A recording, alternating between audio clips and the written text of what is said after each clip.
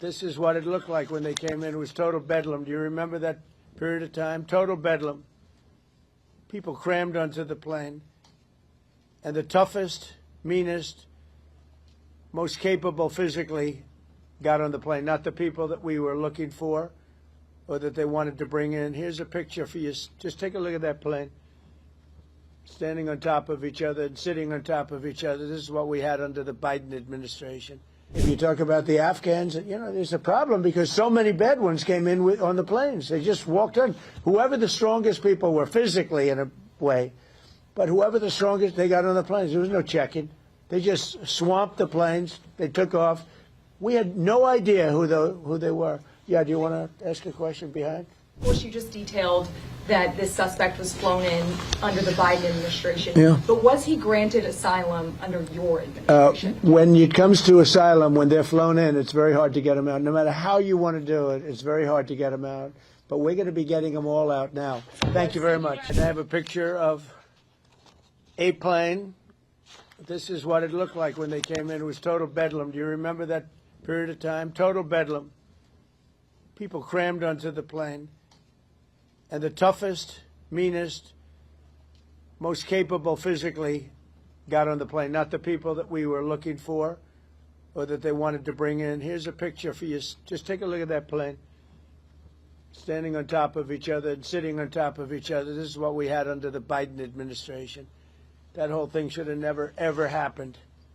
They should have left from a different base. They should have left from Bagram, as you know, and it would have been a much different story. But they didn't do that, and this was just a rout, just a terrible situation.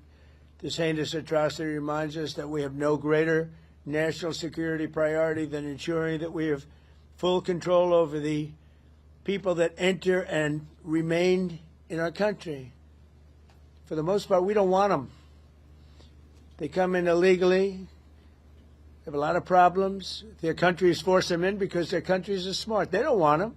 Let's give them to the Americans to take care of. They come out of jails in many cases, mental institutions. They're gang members. They're drug dealers. We don't want them.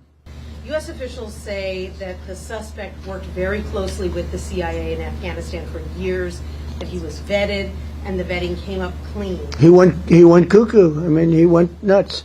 And that happens, too. It happens too often with these people. You see them. But, look, this is how they come in. This is how they're standing on top of each other. And that's an airplane. There was no vetting or anything. They came in unvetted. And we have a lot of others in this country. We're going to get them out. But they go cuckoo. Something happens to them. Your DOJ IG just reported this year that there was thorough vetting by DHS and by the FBI of these Afghans who were brought into the U.S. So why do you blame the Biden administration? Because they let them in. Are you stupid?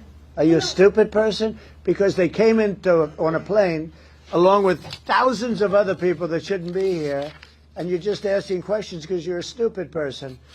And there's a law passed that it's almost impossible not to get them out. You can't get them out once they come in. And they came in, and they were unvetted, they were unchecked, there were many of them, and they came in on big planes, and it was disgraceful. And if you look, you'll see there was a law passed. It makes it almost impossible not to let them in, not to certify them, so to speak, once they come in. And they came in, and they shouldn't have come in. And frankly, the whole thing was a mess. The whole Afghanistan situation was a mess. It should have never taken place. If we're going to go out, and we would have gone out because I had everybody ready to go, we were going to go out with strength and dignity and precision, and we would have left from Bagram, and we would have kept Bagram, by the way, because of its very close relationship to China and where they make their missiles. The suspect does have a wife and 5 children who live in Washington. Do you plan to deport them? The suspect has? The suspect? Well, we're looking at that right now. We're looking at the whole situation with family. It's a tragic situation. Yeah, Jeff? Mr. President, are there any changes you want to make to improve safety for National Guardsmen who are being sent into these cities? No, just I want to have more. As you know, we're sending 500 more. We had very little crime in Washington now for many months, record-setting low crime, and this happened.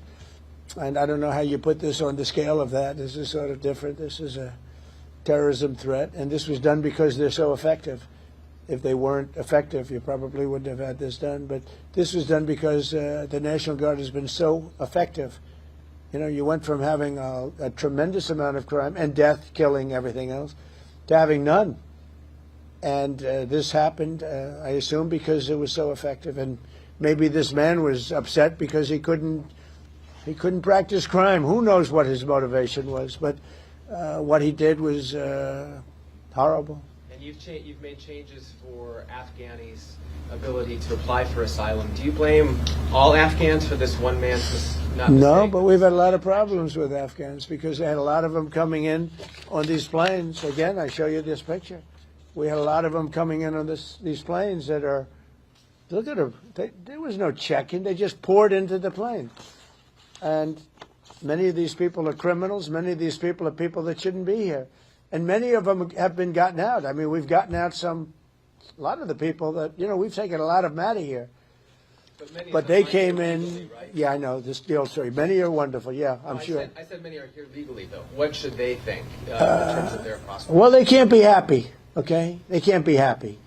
Because what's taking place between that, if you look at Somalia, they're taking over Minnesota, and we got a lot of problems with the gangs, with all of the things taking place in Minnesota. We have an incompetent governor, we have a dope governor. They can't be happy about what's going on. And if you talk about the Afghans, you know, there's a problem because so many bad ones came in on the planes. They just walked in. Whoever the strongest people were physically in a way, but whoever the strongest, they got on the planes. There was no check-in. They just swamped the planes. They took off. We had no idea who they were.